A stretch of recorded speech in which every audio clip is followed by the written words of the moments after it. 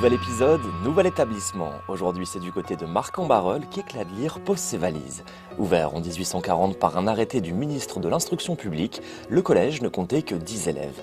Aujourd'hui, 1600 jeunes évoluent dans ce lieu chargé d'histoire.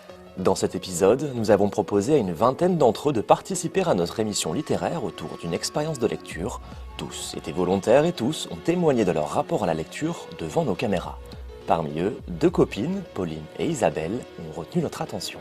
Faut vraiment que j'aime le livre pour le finir parce que sinon je le finirai pas. J'aime bien lire les romans policiers, les romans d'histoire de vie. Les romans policiers, j'adore. Après, quand on parle de journal, quand une personne se présente, fait un peu sa description de ça aussi j'aime bien. Je lis beaucoup. J'aime bien tout ce qui est roman policier. J'aime bien quand il y a des meurtres. J'ai adoré Harry Potter 8 et Le Royaume de Kensuke.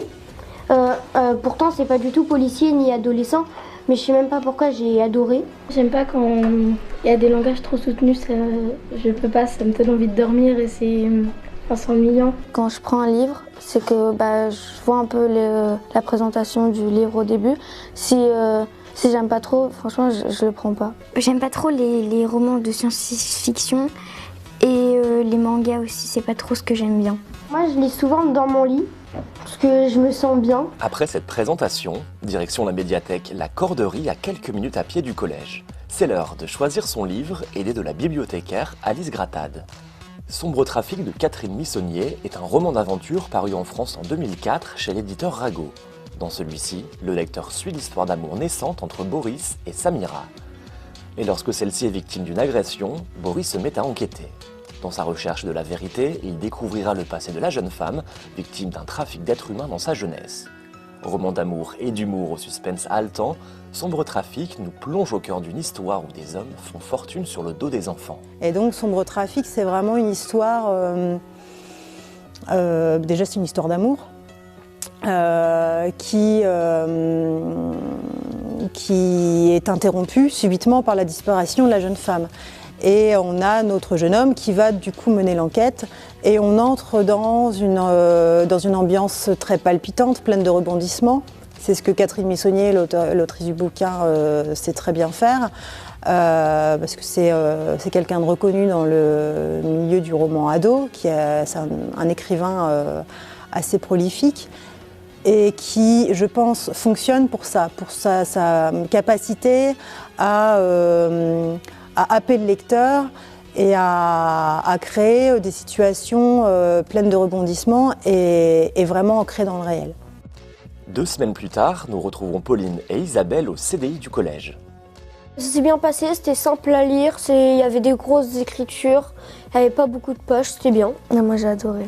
On raconte bien ce qui se passe, on voit bien tout ce qui se passe et tout. Et je sais pas, j'ai aimé le concept, le truc. C'est une enquête, mais je m'attendais pas vraiment à ça. C'est un policier aventure, c'est spécial, mais c'est très bien. Je pensais pas que ça allait finir comme ça, mais après je comprends.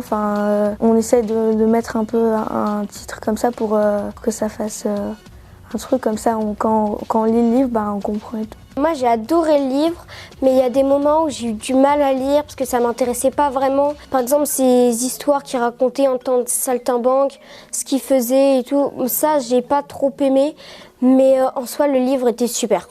Après plusieurs jours à le lire quand même, parce que je le lisais le soir avant de dormir et du coup je prenais un peu plus de temps. Je le conseille vraiment.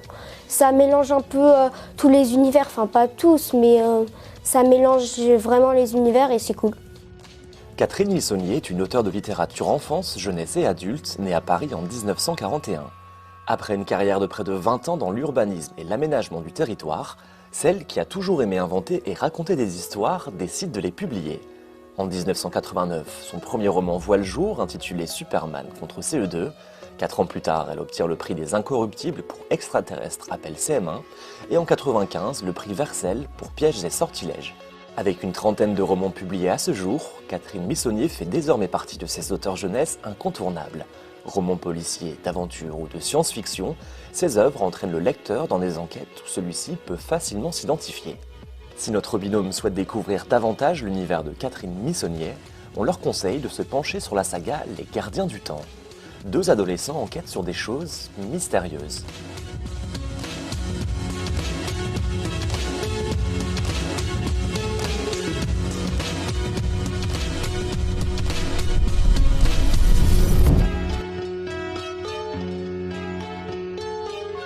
Poursuivez l'expérience Éclat de lire sur notre page Facebook.